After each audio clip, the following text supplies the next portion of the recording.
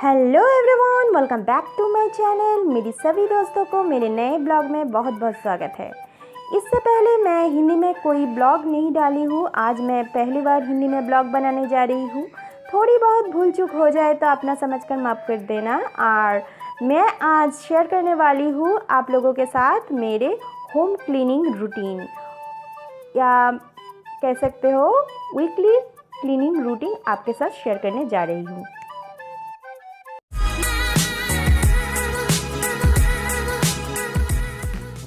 सबसे पहले मैं मेरे एप्रन को पहन लेती हूँ, क्योंकि क्लीनिंग वगैरह जो है वो बहुत ही बोरिंग चीज़ है। उसको इंटरेस्टिंग बनाने के लिए मैं एप्रन को पहन लिया हूँ।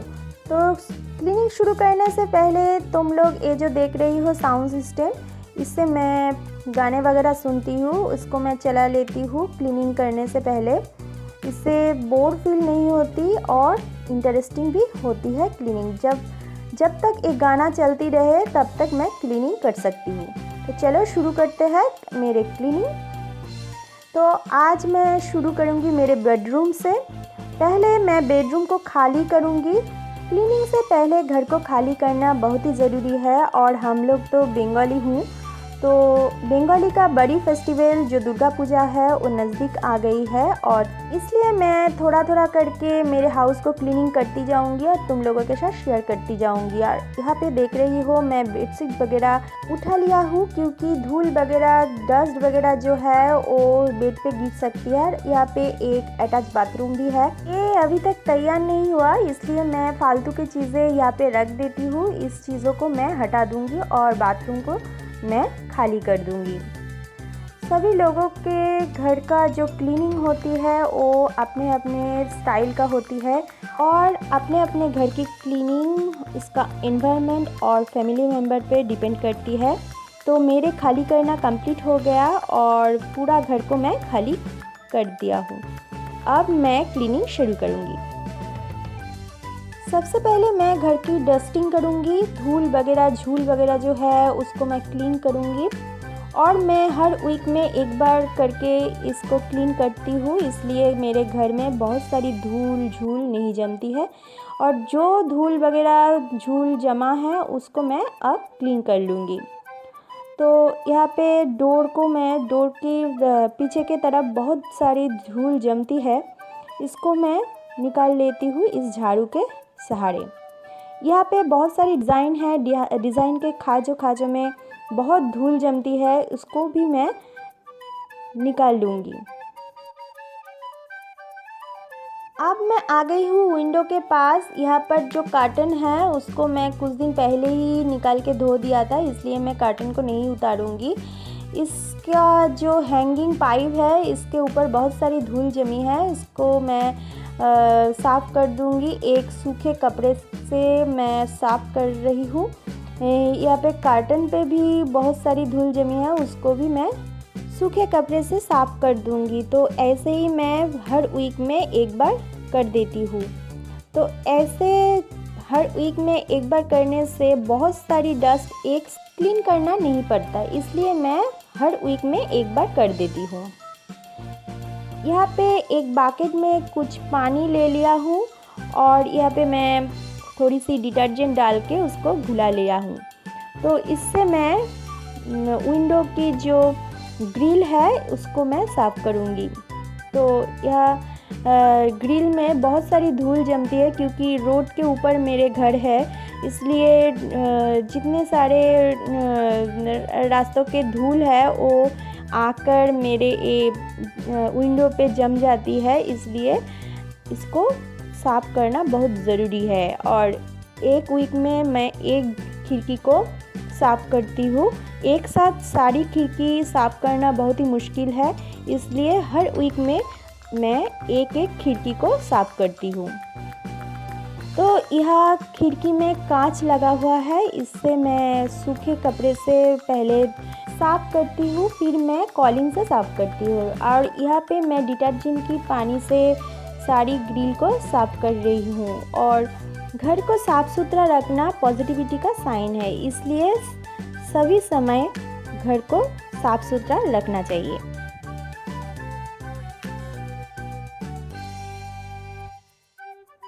और यहाँ पे देखो एक बॉल में मैं विनीगर, थोड़ा बहुत विनीगर और कोकोनट ऑयल मिला लिया हूँ। इससे मैं वुडन फर्नीचर को क्लीन करूँगी। इस रेमेडी से वुडन फर्नीचर को क्लीन करने से वुडन फर्नीचर शाइन करती है, बहुत सुंदर तरह शाइन करती है। और इस लिक्विड से मेरे बेड का जो डिज़ाइन है वुड का, वो मैं क्लीन कर रही हूँ। यहाँ पे बहुत सारी डिज़ाइन है, खाँचों खाँचों में बहुत सारी धूल भी जमी है, उसको मैं निकाल लूँगी इस कपड़े के सहारे। तो यहाँ पे देख रही हो बहुत सारी डिज़ाइन है और बहुत सारे खाजों भी है, उस पर खाजों में बहुत सारी धूल भी जमी है, उसको मैं इस कपड़े से निकाल रही हूँ और लिक्विड से भी उसको पोंछ रही हूँ। तो यहाँ पे जो लिक्विड मैं यूज़ कर रही हूँ वो लिक्विड पे जो विनीगर है, विनीगर धूल मिट्टी जो है उसको बहुत जल्दी निकाल लेती है और चमका देती है, इसलिए विनीगर वुडन फर्नीचर के लिए बहुत ही फ़ायदेमंद है।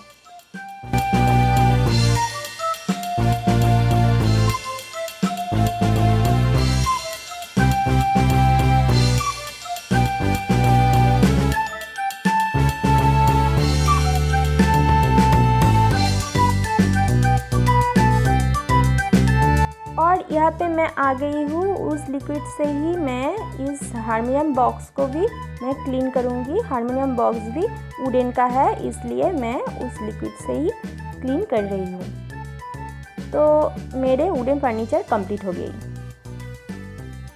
अब मैं मेरे सेंटर टेबल को खाली कर रही हूँ, जितनी भी चीज़ें हैं उसको मैं हटा दूँगी।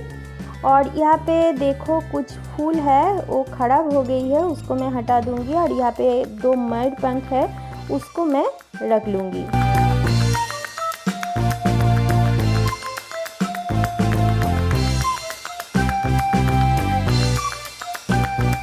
तो सेंटर टेबल को मैं खाली कर लिया हूँ और यहाँ पे एक सूखी कपड़ा ले लिया हूँ, उससे मैं इस सेंटर टेबल को पोंछ रही हूँ।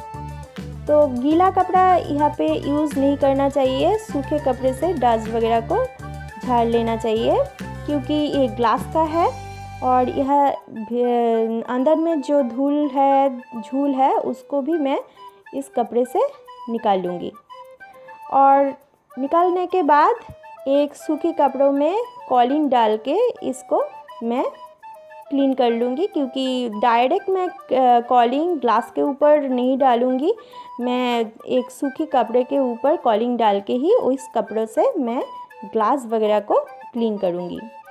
इससे ग्लास ख़राब नहीं होता और बहुत दिन अच्छा रहता है।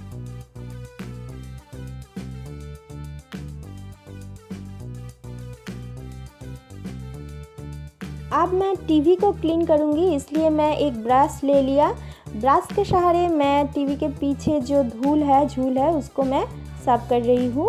और खाजों में बहुत सारी धूल जमी है, उसको भी मैं क्लीन कर रही हूँ। यहाँ पे एक फ़ोटो है, छोटू सा फ़ोटो है, यहाँ पे मैं और सुमन के एक छोटू सा फ़ोटो है। उस फ़ोटो को मैं स्विच बोर्ड के ऊपर लगा रखी थी, उसको भी मैं निकाल लिया है। और ब्रश के सहारे मैं टीवी को क्लीन कर रही हूँ और कलीन के सहारे टीवी का ऊपर जो ग्लास है उसको भी मैं क्लीन कर लूँगी। डायरेक्ट कलिंग मैं टीवी के ऊपर नहीं डालूँगी, इस कपड़े पे मैं कलिंग डाल के फिर मैं टीवी के ऊपर की ग्लास क्लीन करूँगी। इससे टीवी पर कोई क्रैच नहीं पड़ता और टीवी बहुत दिन सुंदर रहता है, ठीक रहता है।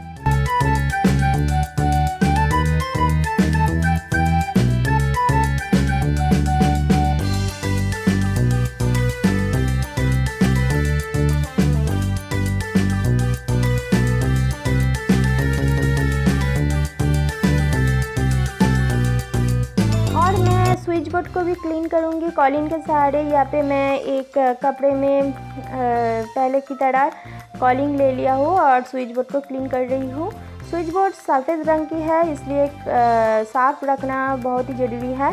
मैं हर स्विच बोर्ड को 2 दिन बाद एक बार क्लीन करती हूँ, तो ऐसे करने से स्विच बोर्ड सुंदर रहती है। और मैं यहाँ पे आ गई हूँ।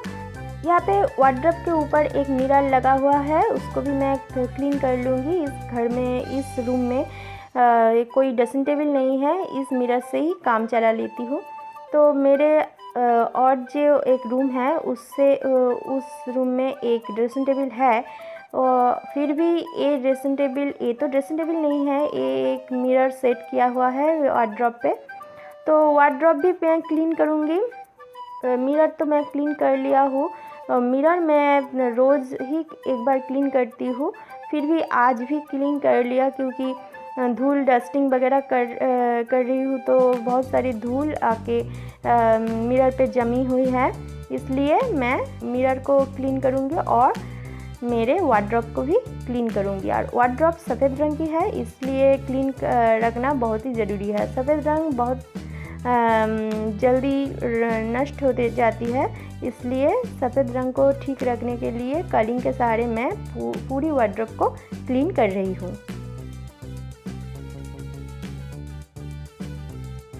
घर तो मेरे क्लीन हो गया, अब मैं फ्लोर को क्लीन कर लूँगी। इससे पहले मैं सारी घर को झाड़ू लगाऊंगी। जो मैं क्लीन किया अब तक उसका धूल वगैरह जो है वो फ्लोर पर गिरा है, उसको मैं क्लीन कर लूँगी झाड़ू लगा के। जिस घर साफ़ सुथरा रहता है उस घर में लक्ष्मी माता विराज करते हैं, इसलिए घर को साफ़ सुथरा रखना बहुत ही ज़रूरी है। और घर जब साफ़ सुथरा रहता है तो पॉजिटिविटी आती है घर के अंदर, और घर की रहने वाली जो सदस्य होता है उसके ऊपर भी पॉजिटिविटी का प्रभाव पड़ते हैं। तो इसलिए सभी को मेरे ये कहना है जो घर को साफ़ सुथरा रखना चाहिए। साफ़ सुथरा रखना हमारा हैबिट होना चाहिए। और मेरे तो मेड नहीं है, फिर भी मैं एक एक करके अकेली ही मैं सारी घर को क्लीन करती हूँ। और मेरे हस्बैंड मेरे बहुत सारे हेल्प करती है, तो वो तो सभी समय घर में नहीं रहता, इसलिए मैं अकेले ही थोड़ा थोड़ा करके घर का सारा काम कर लेती। और मैं सभी कामों को 3 पार्टों में डिवाइड कर लिया हूँ, इसलिए मेरे तकलीफ़ नहीं होती। मैं डेली क्लीनिंग, वीकली क्लीनिंग और मंथली क्लीनिंग 3 पार्टों में डिवाइड कर लिया हूँ।